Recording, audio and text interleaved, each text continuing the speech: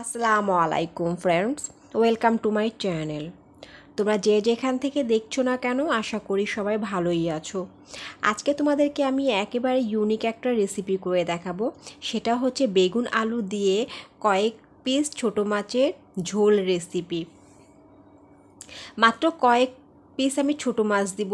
এই ছোটো মাছটা একদম বেগুন আলুর রেসিপিটা একদম স্বাদটা চেঞ্জ করে দিবে। যে তোমাদের প্লেটের ভাত যে এত দ্রুত শেষ হয়ে যাবে এই রেসিপি দিয়ে যদি একবার ট্রাই করবা। যদি ভালো লাগে অবশ্যই আমাকে কমেন্ট করে জানাবা। দেখতেই পাচ্ছো ফ্রেন্ডস, আমি এখানে কয়েক পিস ছোট ছোট মাছ নিয়েছি। আমি এই কয়টা মাছ দিয়ে কিন্তু আজকে তোমাদেরকে আমি রেসিপি করে দেখাবো।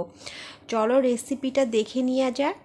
ফ্রেন্ডস, এখানে আমি বেগুনটা ভালো করে একটু ভেজে নিব, তাহলে বেগুনের যে কাঁচা স্মেলটা থাকবে না, এতে রেসিপিটাকে তরকারির ফ্লেভারটা অনেক সুন্দর আসবে। আমি সামান্য একটু তেল দিয়ে আমি বেগুনটা লাল লাল করে ভেজে নেব, যাতে আমার বেগুনটা সুন্দর করে সেদ্ধ হয়ে যায়। আমি কিন্তু অল্প সময়ের মধ্যেই এই রেসিপি করে নিতে পারবো। দেখতেই পারবা ফ্রেন্ড, আমার বেগুনটা সুন্দর করে ভাজা হয়ে গিয়েছে। তোমরা কিন্তু দেখেই বুঝতে পারছো আমার কিন্তু বেগুনটা অলরেডি সিদ্ধ হয়ে গিয়েছে। ভাজার সাথে সাথে আমার বেগুনটাও সিদ্ধ হয়ে গিয়েছে। আমার রেসিপি করতে মোটেও সময় লাগবে না। আর এই ভাজা বেগুনের রেসিপি তো অসাধারণ টেস্ট হয়। আমি আলুটাও সেই প্রসেসে ভেজে নেব। সামান্য একটু হলুদ আর লবণ দিয়ে, সামান্য একটু তেল দিয়ে আমি আলুটাও একটু ভালো করে ভেজে নেব, যাতে আমার আলুটা সুন্দর করে সেদ্ধ হয়ে যায়। ফ্রেন্ডস, তোমরা কিন্তু ঢাকনা দিয়ে আলুটা ভেজে নিবা, এতে কিন্তু অল্প সময়ের মধ্যে কিন্তু আলুটাও সেদ্ধ হয়ে যাবে এবং ভাজাও হয়ে যাবে। আমি কিন্তু ঢাকনা দিয়ে কিন্তু আলুটা সুন্দর করে ভেজে এবং সেদ্ধ করে নেব, ভাজার সাথে সাথে যাতে আমার আলুটাও সুন্দর করে সেদ্ধ হয়ে যায়। এতে আলুর কাঁচা স্মেলটাও থাকবে না, আর তরকারি কিন্তু খেতে অসাধারণ টেস্ট হবে। ফ্রেন্ডস, আমার কিন্তু ভাজা হয়ে গিয়েছে। দেখতেই পারছো আমার কিন্তু আলুটা অলরেডি সিদ্ধ হয়ে গেছে। আমি তোমাদেরকে একটু দেখাচ্ছি আমি কত সুন্দরভাবে সিদ্ধ করে নিয়েছি। আমি এবার আলুটা তুলে রাখছি। এই কয়েক পিস ছোট মাছ দিয়ে এই বেগুন আলুর রেসিপি একবার হলো রেসিপিটি ট্রাই করবা। আর রেসিপিটি কেমন হয়েছে অবশ্যই আমাকে কমেন্ট করে জানাবা।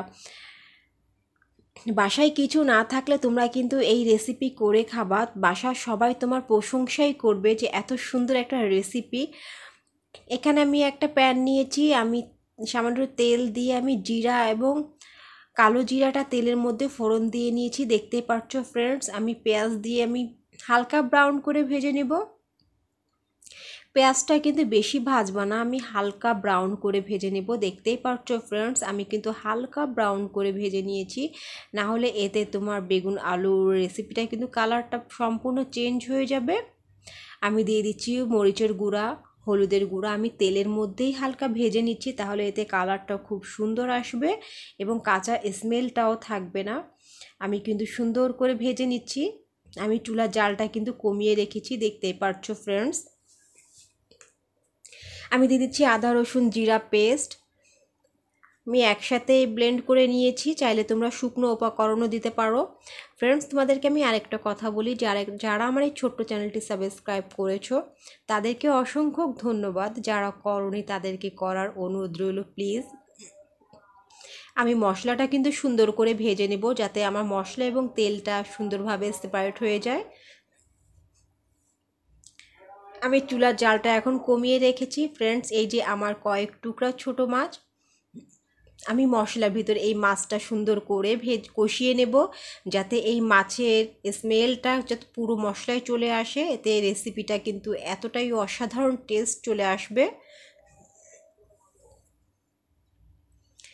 এই কয়েক পিস ছোট মাছ দিয়ে যে এতটাই মজাদার রেসিপি, তোমরা কিন্তু বুঝতেই পারবে না যে তোমাদের ভাতটা এত দ্রুত শেষ হয়ে যাবে এই রেসিপি দিয়ে যে তোমরা একবার হলো খাও।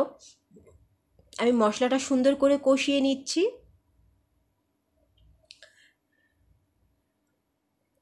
আমার মশলাটা কিন্তু ভাজা হয়ে গিয়েছে, দেখতে পাচ্ছো আমার মশলা এবং তেলটা কিন্তু একদম আলাদা হয়ে গিয়েছে। আমি এবার ভেজে রাখা আলু এবং বেগুনটা দিয়ে দিচ্ছি। যেহেতু আমার আলু এবং বেগুনটা দুটোই ভাজা আছে, সেই কারণে কিন্তু আমার রেসিপি করতে বেশিক্ষণ সময় লাগবে না। আমি সামান্য একটু ভেজে নিচ্ছি মশলার সাথে। তোমরা দেখেই বুঝতে পারছো আমার এই বেগুন আলুর ঝোল রেসিপিটা কতটাই লোভনীয় হয়েছে। এবার আমি দিয়ে দিচ্ছি পানি। এবার তোমরা যে যেমনটা ঝোল রাখবা তেমনটাই পানি দিবা। আমি আমার প্রয়োজন অনুযায়ী আমি ঝোলটুকু রেখে নিয়েছি। এই আলু বেগুন এই কয়েক পিস ছোট মাছ দিয়ে বেগুনের রেসিপি থাকলে আর কিছুই লাগবে না, 1 প্লেট ভাত কিন্তু নিমেষেই শেষ হয়ে যাবে। আর এই রেসিপি থাকলে ছোট বড় সবাই খেয়ে নেবে চেটেপুটে। বারবার রিকোয়েস্ট আসবে তোমার জন্য এই বেগুনের রেসিপিটি করার জন্য। যদি ভিডিওটি ভালো লেগে থাকে অবশ্যই চ্যানেলটি সাবস্ক্রাইব করে পাশে থাকবা। আমি ঢাকনা দিয়ে আমি 2-3 মিনিট রান্না করে নেব।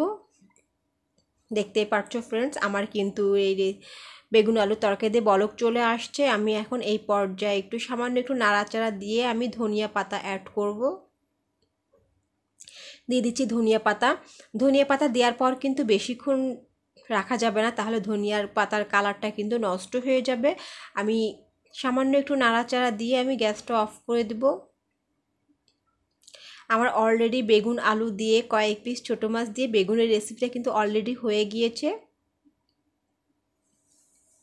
আমার রেসিপিটি কেমন হয়েছে অবশ্যই আমাকে কমেন্ট করে জানাবা, আর একবার হলে রেসিপিটি ট্রাই করবা।